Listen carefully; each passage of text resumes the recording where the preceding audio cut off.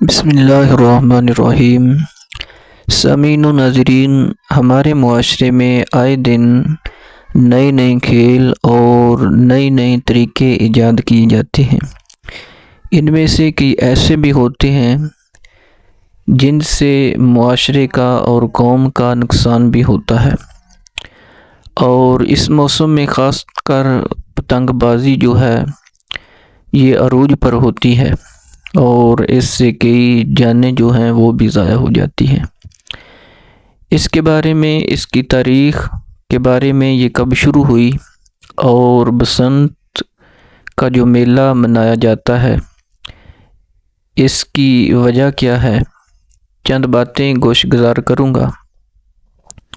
سماعت فرمائیے گا۔ پتنگ بازی کے بارے میں پہلے عرض کرتا ہوں کہ یہ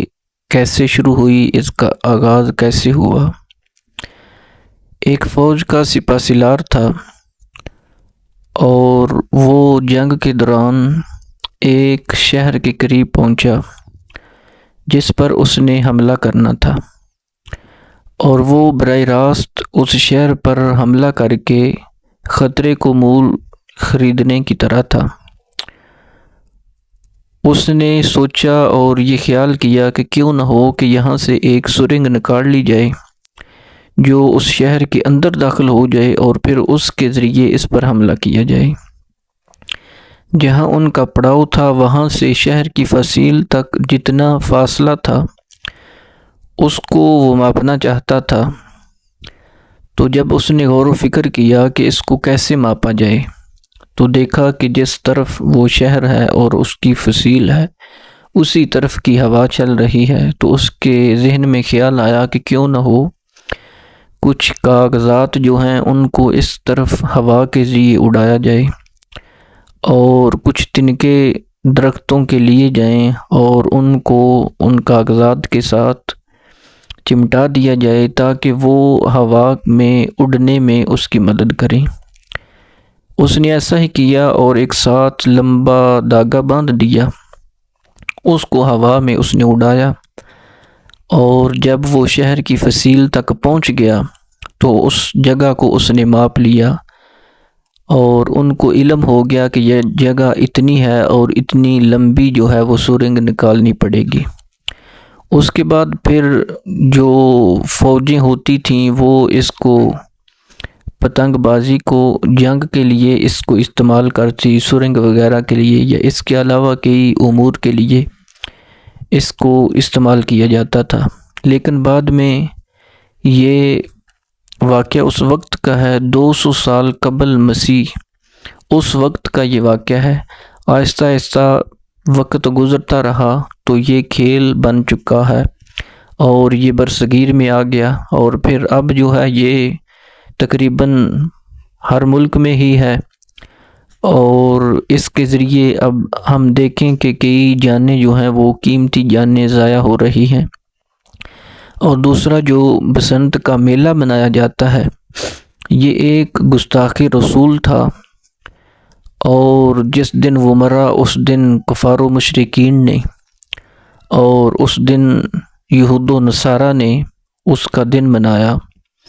اور اس دن ان لوگوں نے جشن منایا کہ گستاخی رسول کی موت پر، اور وہ بڑے راضی ہوئے ایک گستاخ پر ان لوگوں نے جشن کیا۔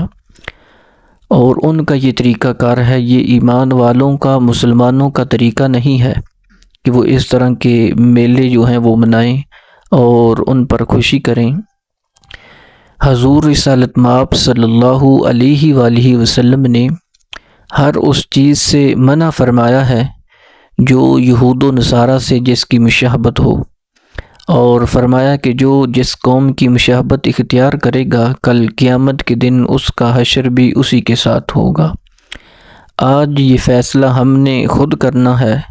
کہ ہمارا حشر کس کے ساتھ ہو، ہم کس کے ساتھ اپنا حشر جو ہے وہ کرنا چاہتے ہیں،